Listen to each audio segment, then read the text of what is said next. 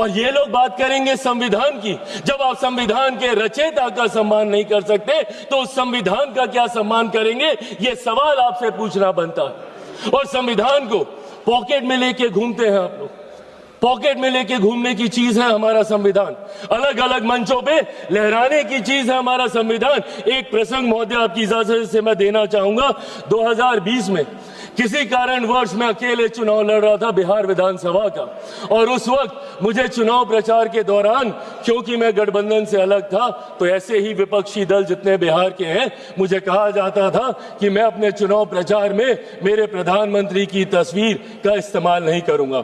उस वक्त मैंने कहा था कि मुझे मेरे प्रधानमंत्री की तस्वीर बैनर पोस्टर होर्डिंग पे लगाने की जरूरत नहीं है, प्रधानमंत्री मेरे दिल में बसते हैं, जरूरत पड़ेगी तो दिल चीर के दिखाऊंगा। और ये है संविधान हमारा, इस लोकतंत्र के मंदिर की आत्मा है संविधान, हमारे देश की रीढ़ है संविधान, 140 करोड़ लोगों का स्वाभिमान है संविधान।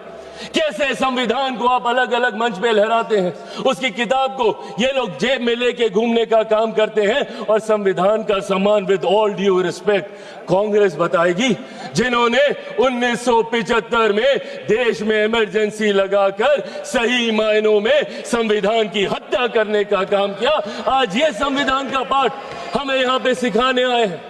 और अगर आप संविधान की बात अगर आप करते हैं तो संविधान सिर्फ अधिकारों की बात नहीं करता, जिम्मेदारियों की भी बात करता है। राइट्स एंड ड्यूटीज को पैरेलली लेकर चलने का काम संविधान करने का काम करता है।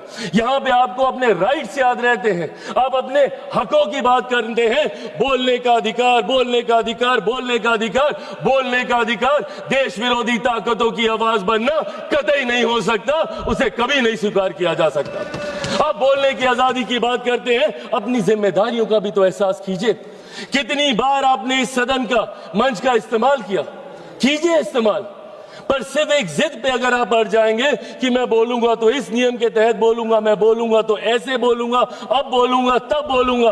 क्या प्रश्नकाल नहीं है मंच बोलने के लिए? क्या शून्यकाल नहीं है मंच बोलने के लिए? क्या अलग अलग डिबेट्स नहीं है मंच बोलने के लिए?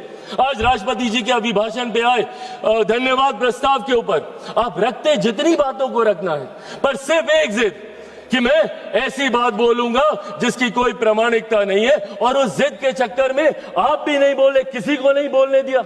यहाँ सपा, टीएमसी, जो भी लोग यहाँ पे मौजूद हैं, इन लोगों का भी समय पूरा खाने का काम सिर्फ एक व्यक्ति और उनकी उस जिद ने, और उस जिद की वजह से आपके खुद अपने दल के नेता कितना और ये लोग बात करेंगे संविधान की। जब आप संविधान के रचयिता का सम्मान नहीं कर सकते तो